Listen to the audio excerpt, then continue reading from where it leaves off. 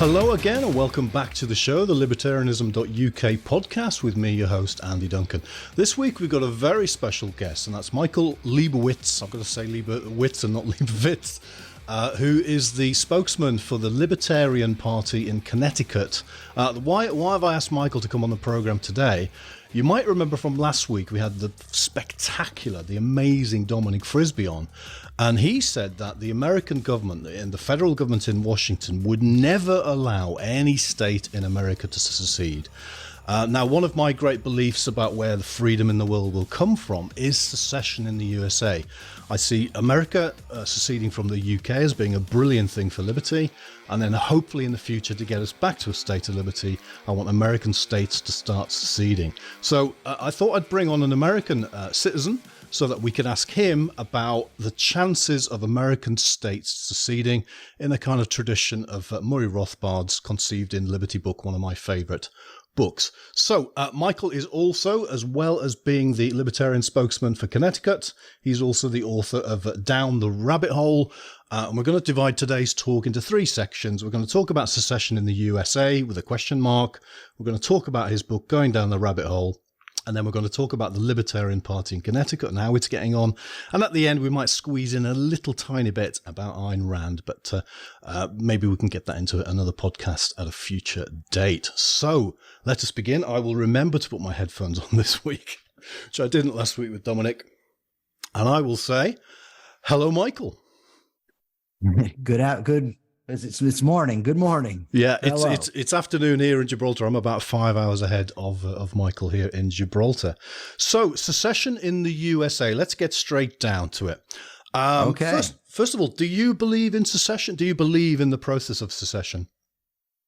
This is a complicated question. And before I answer, let me just say that I'm here speaking for myself, not for the party. They have not taken a position on this. Yeah. So in principle, I would say that any individual or any group of individuals has the absolute right to secede from a tyrannical government. By tyrannical government, I mean any government that is violating the rights of its citizens. Now, when you're talking about in the United States, you're talking about states seceding from the Union. Yep. And one, it's not going to happen. Two, I don't think it's very practical. And from a libertarian rights-based perspective, I don't see it as a solution, and I'll explain why in a second. This question to me, it starts off with the question is, does a just government require consent? And most people, almost out of instinct, say yes. I say no. And here's why. If you and two of your friends form a defense pact amongst each other, and I go and punch your friend in the face and you restrain me, I don't have to consent to you restraining me. You are perfectly just to restrain me. Now, if you multiply that situation and you say you're going to have a defense pact of 10 million people, I can live in the same territory, not consent to your government. And as long as you're not violating my rights, it's fine. And if I violate anyone's rights within your territory, you'd be perfectly just in restraining me. Is that clear? I just want to make sure, because there's a lot. So I don't want to get lost in the sauce.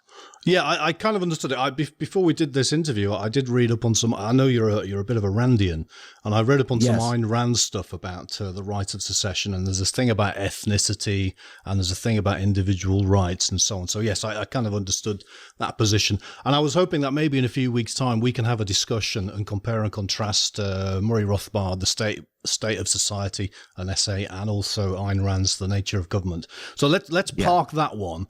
So I do believe in secession. So even though you're not quite fully on board with it by the sounds of it, I just want to talk through the points such as, is it actually legal in America for a state to secede? Is it legal under the Constitution?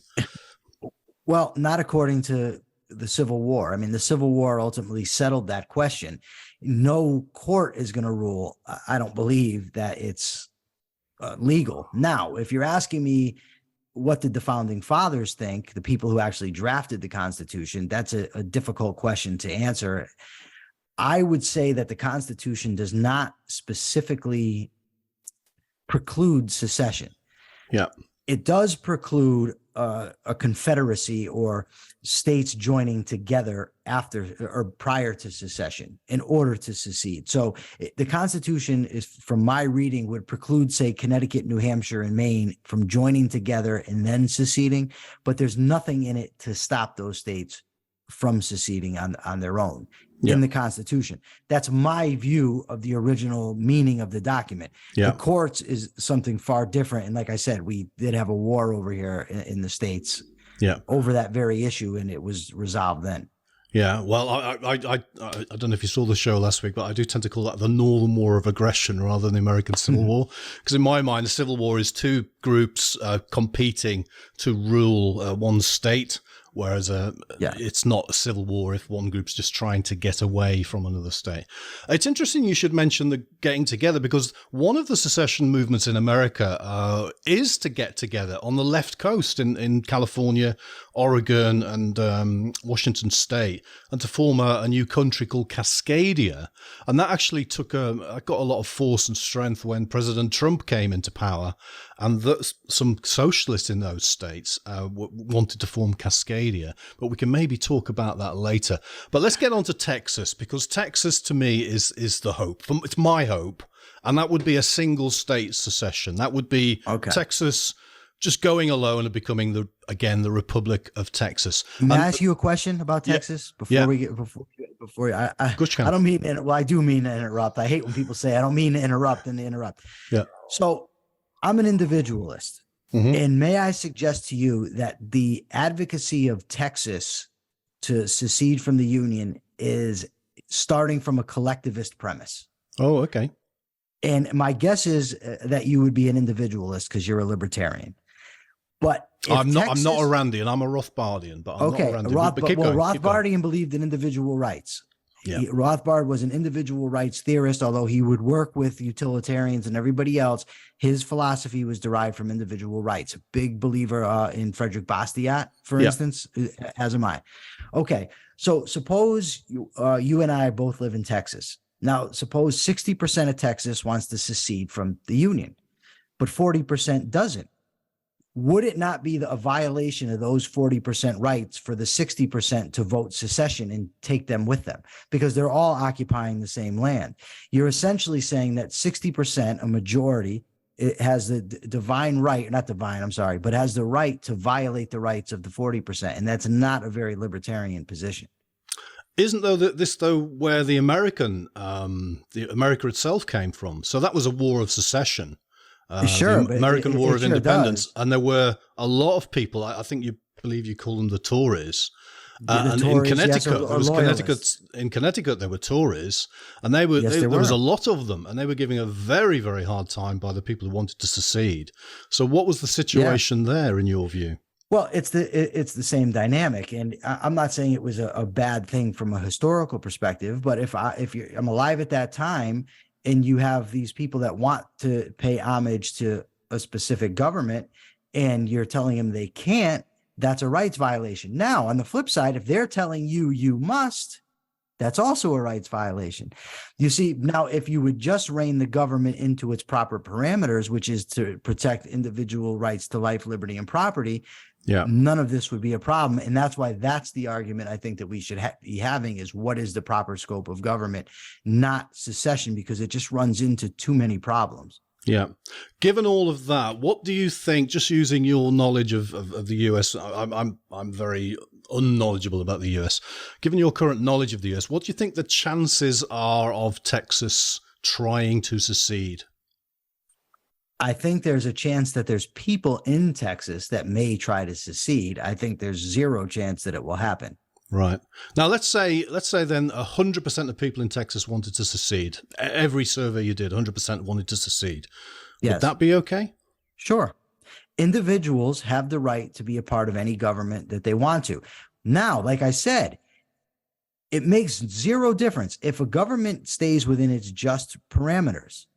It makes no difference whether you consent or not. If you violate somebody's rights within that government's jurisdiction, they have the right to retaliate against you. So in other words, under a system where you have a just government, the issue of secession becomes irrelevant because you're going to be held accountable if you steal from people, if you assault people, and if you kill people. And you don't have to consent to their jurisdiction to be held accountable for that. Right. Now, another question that interests me is, let's say 100% of people in Texas did want to secede. Everyone there wanted to form the Republic of Texas. What would the federal government in the United States do to prevent it? I believe, and it's obviously speculation, but I believe they would ultimately send in troops. Right. Which is what Lincoln did. Yeah. And would, in the face of the world opinion maybe against that, what do you think would be the result of that? Because we have the similar situation in Catalonia, where virtually everybody in Catalonia wants to secede from Spain, and yet the Spanish government has an iron grip on Catalonia and will not let it happen, to the point of sending troops in. Would they be able to break away from the troops, or would the troops just stop it?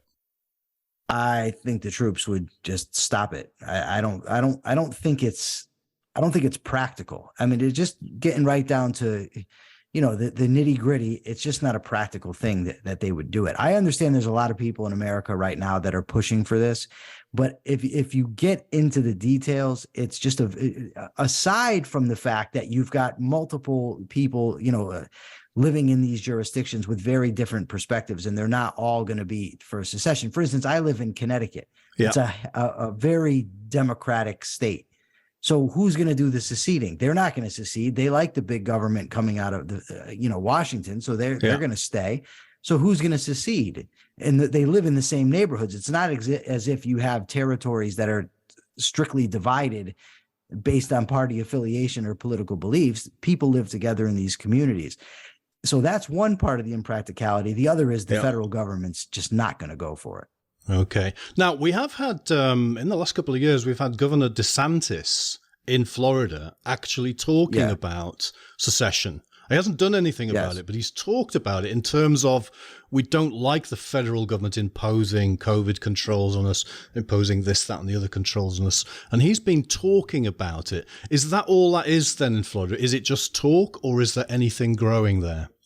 If I had to guess, I would say it's just talk, but it's actually a good illustration, because Ron DeSantis, let's say he gets his wish. He's the dictator for the day, and he gets to choose that Florida's going to secede from the Union. Mm-hmm. Well, he advocates for putting restrictions on the speech of tech companies. He wants to tell tech companies who they can and can't have on their platforms. I'm probably oversimplifying it, but for the sake of the argument, the principle stands. He believes that the government has the right to tell tech companies what to do. They conflate in America, a lot of people, freedom of speech with being given a microphone. So just because the government can't restrict your speech doesn't mean that TikTok or Twitter has to allow you to say whatever they want. If they're a private company, in my view, they should be able to have on whomever they want, much as you can have on whomever you want. But DeSantis wants to tell them what to do. So if he secedes from the Union, now you've got a state that's seceded, true, but they're still violating rights. So it's still not a just government. Okay. That could bring us on to Elon Musk and Twitter, because before Twitter was taken over by Elon Musk, all the leftists were saying it's a private company, it can exclude people if it wants to. And as soon as he took it over and started releasing all these people who'd been banned, the leftists then said, oh, now government needs to take over and tell Twitter who it can allow to speak. And by the way, that's what both parties do constantly, is they'll take one issue, but then when the other side's on it, like before he was president, Barack Obama said, I think something to the effect of, it's un-American to continue to raise the debt limit. But then once he was president, he accused people of, being horrible citizens because they wouldn't raise the debt limit.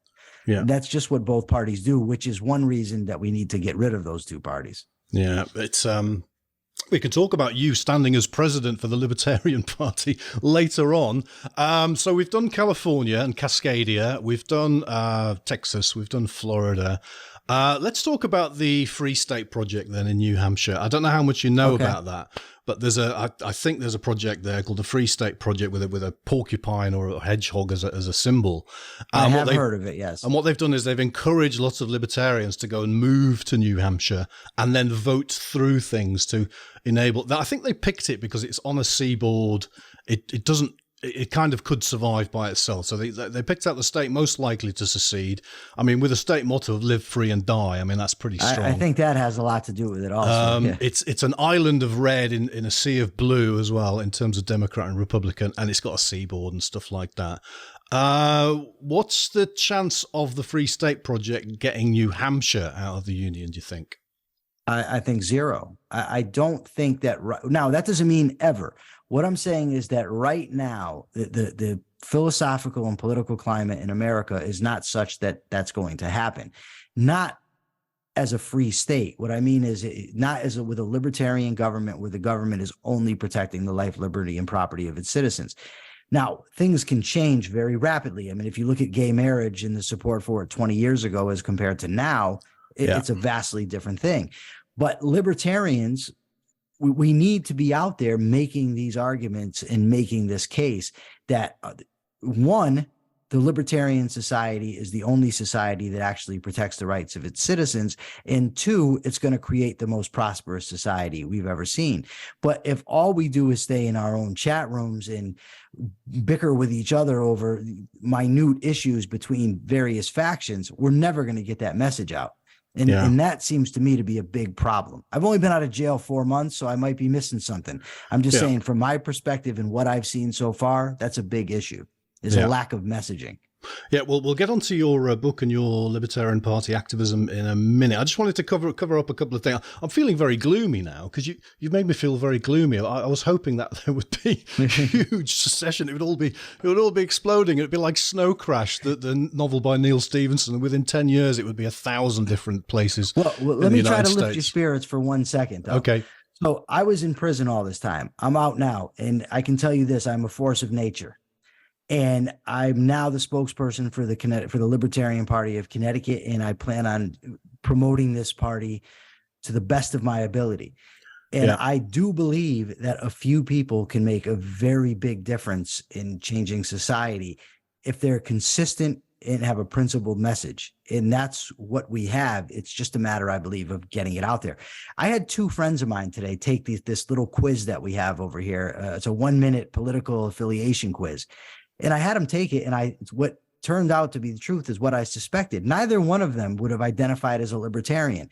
They took the quiz and came out libertarian. I think there's a far greater libertarian sentiment in America than what people realize, and I think it's just ripe to be developed. Yeah. I mean, if you think of the history of America, it is one of secession. It comes from seceding from the UK, even though about, I think, 45% of the population of the US at the time were Tories and wanted to stay English or British. And a lot of them had to just suck it up. And a lot of them went to Canada. So because of that history of secession and getting away from a big state, I think Pennsylvania was basically anarchist for like 100 years. William Penn was hardly ever there, and he was the government, and he didn't impose any kind of laws. So because of that history, America, I think, is still the most libertarian country in the world. And that's why I think personally, that's why it will be the seed of the future freedom of the rest of us. But I just wanted to mention 2 more kind of candidates to see what you think. I think it was 1893, the US government, much against the people's wishes in Hawaii, took over Hawaii, the kingdom of Hawaii. And there's a secessionary movement there, I think the Hawaiian sovereignty movement, that wants to go back to the kingdom of Hawaii. Is that just a total non-starter too, or does that have any kind of legs? I just don't see, and of course I can be wrong. I just don't see the federal government allowing a state to do that. I mean, for God's sake, our federal government wants to control who's in charge in other countries. You think they're going to give up control in our own country? I really doubt it. And it is a fantastic place, isn't it? What's the Pacific? It's a big hexagon, isn't it? There's a hot spot in the middle is Hawaii, and it commands, in naval terms, that entire half of the earth almost. And just, I just wanted to, is there one? Yeah, Alaska. That's my other candidate. Alaska, same thing, no chance? I'm afraid I'm going to give you the same answer. Yes, I think it's I'm feeling depressed now. Anyway, so that's the case for secession. I think Dominic was right then. So Dominic, if you're watching, it appears that you were right. I'm going to try to maybe in a couple of months' time, a few months' time, find someone who's much more kind of It's the secession thing in the US and get them on. But so far from Michael, it's been a pretty much a down thumb situation when it comes to secession. So having got that out of the way, let's get on to your book. Now, Michael was in the Connecticut penitentiary system for 25 years. From the age of 21. You can look up on the internet what that was for. But in those 25 years, he only looks 35 to me, or even younger than that, so I can't believe it myself. He wrote a book called Going Down the Rabbit Hole. Can you tell us why you wrote that book? Oh, he's only been out of jail for, is it 4 months? I've been out of jail for about 3.5 months. 3.5 months. The book is a critique of the correctional system. It's actually called Down the Rabbit Hole, How the Culture of Corrections Encourages Crime.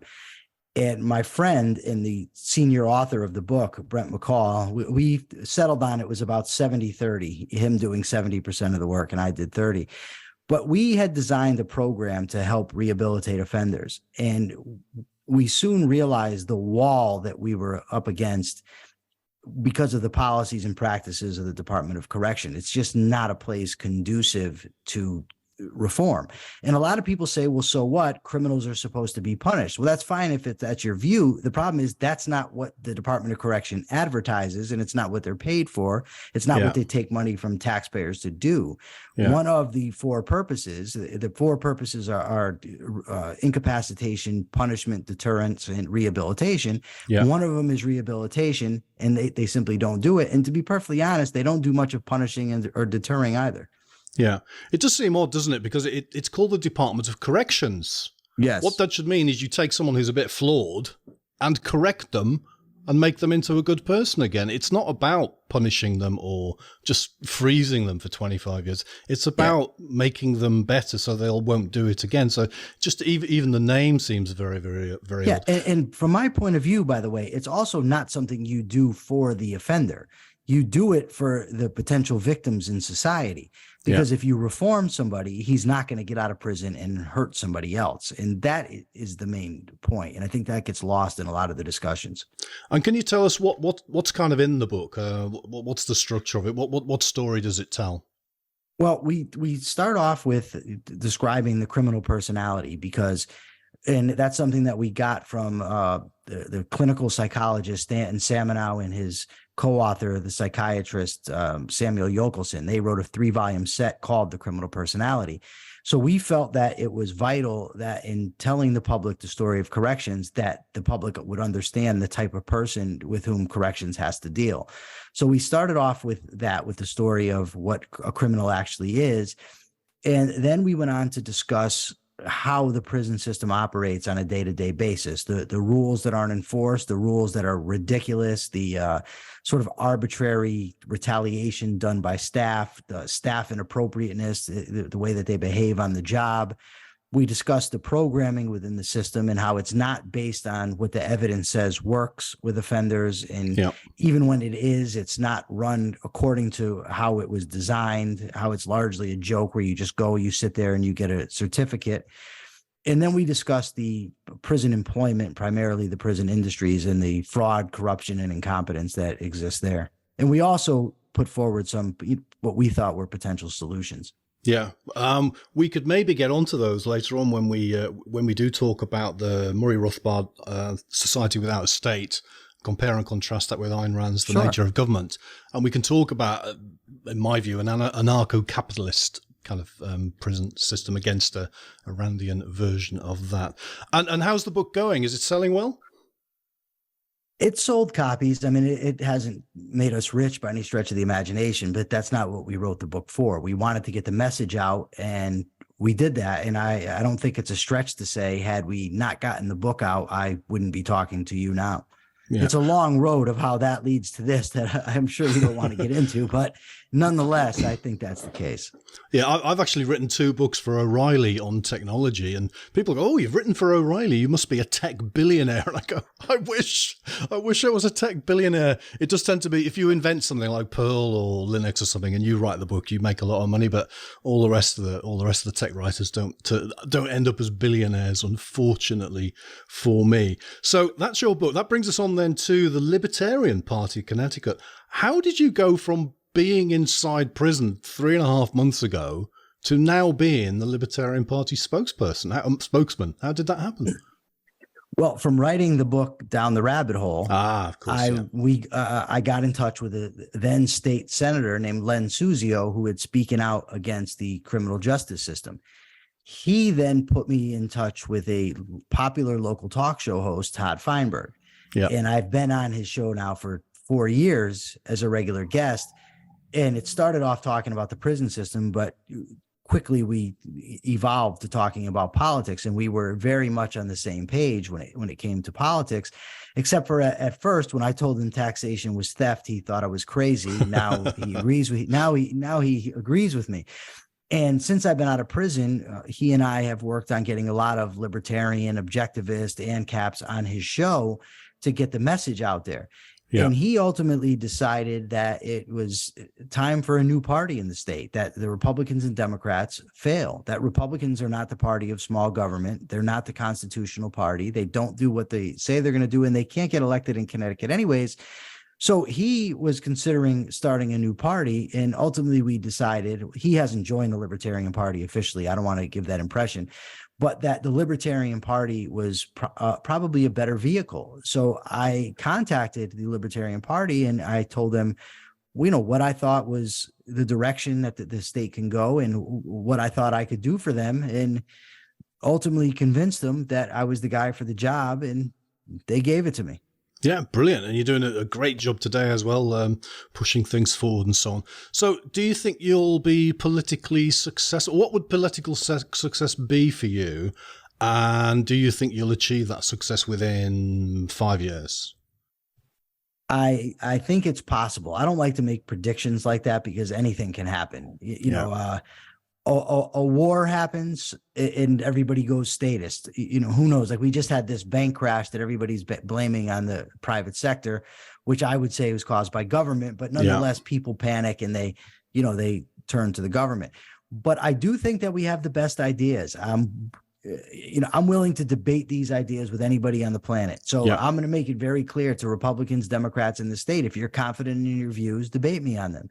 Let's do it in a public way. I'm contacting the media. I'm on the Feinberg show. I'll go on other shows. I've got my own podcast now. And I think that people are open to be convinced of this. Whether they will, I can't predict, but I think there's a good chance. And I think success ultimately would be getting libertarian candidates elected to office. Yeah. Now, whether that's one candidate or 50, I don't know, but ultimately it's getting libertarian candidates in office and having an effect on public policy, shrinking the size of the Connecticut government, and they're limiting their interference with the lives of the citizens of Connecticut. Yeah, I wish you very great luck with that. You did sound to me a bit there like an Austrian economist, because some Austrian economists say there's going to be hyperinflation, there's going to be hyperinflation, there's going to be hyperinflation, and then I say, when? And they kind of go, I can't tell you that. But there is going to be hyperinflation. And we might be seeing that with this collapse of SVB, mightn't we? You might. And strict a priorism would tell you that you could never actually predict when it would occur.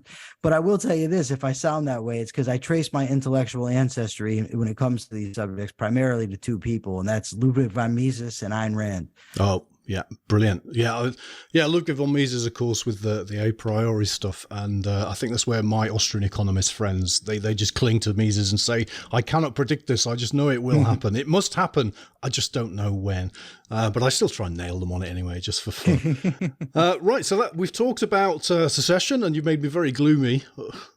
We've talked about Down the Rabbit Hole. We talked about the Libertarian Party of Connecticut. Is there anything else you wanted to tell our audience today? Well, I was wondering, you had mentioned Ayn Rand. If there's any quick questions you wanted to ask me about her, I'd be happy to answer if it can be done quickly. So were you a Randian when you went into jail when you were 21? No, I was a criminal and a thug when I went into prison. I was very uneducated, but I came across Ayn Rand when I was about 22 years old, 23 years old, and devoured almost everything she's ever written, as I did with Mises and Hayek and Rothbard as well. And I just found her arguments very compelling. Doesn't mean I agree with her on every word she's ever uttered. I mean, she's not my God, but I do think she was a brilliant, brilliant philosopher who, when it comes to fundamentals, was correct on almost everything she argued for. Yeah, I think I've read everything that she wrote because I used to be a communist. I do. Tears about that. Well, then you can see that there's hope. If you can go from part of my cure. Part of my cure was, I think, what was it? It was the book Eat the Rich by P.J. O'Rourke. And he mentioned a series of books in the back of there, and I was a confused socialist. And so I went through those books, and I think he mentioned Rand at one point, and I just read Atlas Shrugged. And I think I read it in one go. And then I read all the fiction, and then I read all the non-fiction. I'm not a Randian myself. I'm much more of a Rothbardian, anarcho-capitalist. But we can talk about that maybe in a couple of months' time about what the difference is between the two. So what's my favorite novel was Anthem. What's your favorite novel? What's your favorite Rand novel? My favorite novel by Ayn Rand is Atlas Shrugged. Okay. I know it's probably cliche, but nonetheless. They're all good. It's funny because Anthem is probably my least favorite. Yeah. But there is one section of Anthem that I find to be incredibly powerful. The section that ends with this God, this one word, I found to be very compelling, very impactful. Yeah, I do love it. For anyone who's read Atlas Shrugged, it's about this. Atlas Shrugged like this, but Anthem's much, much thinner. So yes, it is. I found it much more digestible. And of course, Fountainhead's always good as well. But I do read everything by Rand. A lot of it's incredibly good stuff. What was I going to ask you there? I was going to ask you, Secession, Galt's Gulch. In your terms, is Galt's Gulch secession, or is it illegal? Is it justified, or is it wrong, or is it good? Galt's Gulch was absolutely justified, and it was morally correct because everybody there agreed to be there, and it was a rights-protecting society. So it absolutely was legitimate in my view, not from the federal government's view, but from my view. Yeah. So I just hope that America becomes 1,000 Galt's Gulches in the future. I hope so too. Okay, so where can people get hold of your book? Let's wrap it up now. Where can people find your book? Okay. My book, Down the Rabbit Hole: How the Culture of Corrections Encourages Crime, is available on Amazon. And my new podcast, we've got 2 episodes in the bank, and we'll be releasing many more in the near future, The Rational Egoist. And if you look it up on your podcast app, it should come right up. It's available on Apple, Spotify, and other formats as well. I'm not very tech savvy, so I don't know. I know it's on those too, and YouTube. Okay, The brilliant. Rational Egoist. So you know where that comes from. I'll put links to Michael's book and the Libertarian Party of Connecticut, everything else we've mentioned today. I'll put those in the show notes. So thank you very much. Thank you very much today, Michael. That's been a fantastic discussion. Let's talk about Rand and Rothbard in a couple of months' time. I would love to. Okay. Thank you very much for your time again. And for everyone watching, thank you for watching. Thank you for your time. Please do remember to share, like, and subscribe. And I'll see you next time. Thank you.